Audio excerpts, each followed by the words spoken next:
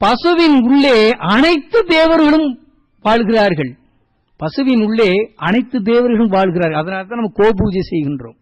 அனைத்து தேவர்களும் ஒருமித்து வாழக்கூடிய இடம் பசு.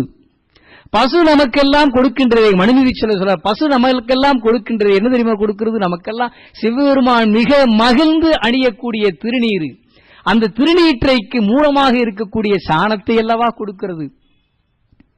அதை பஸ்மமாக்கினால் அது சாணம். முறையான மந்திரம் சொல்லி பஸ்மமாக்கி அதை நாம திருநீற்ற சிவபெருமான் மிக மகிழ்ந்து அணியக்கூடிய திருநீற்றை கொடுக்கக்கூடிய சாணத்தை கொடுக்குதல்லவா. சிவபெருமானுடைய திருமுடியில் ஆட்டக்கூடிய பஞ்சகவியம் என்று சொல்லுவோமே ஆனைந்து. ஆனைந்துன்னு என்னன்னு தெரியும்? ஆன பசு. பசுவின் மூலமாக வருகின்ற 5 பொருள்கள்: பால், தயிர், நெய், கோமயம், கோசலம்.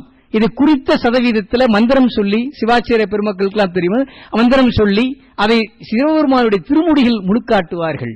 இதெல்லாம் ஒரு பெரிய சிவபெருமான் மகிழ்ந்து ஏற்றக்கூடிய அபிஷேக பொருள் அல்லவா. அதனை வழங்கக்கூடியது பசுவல்லவா.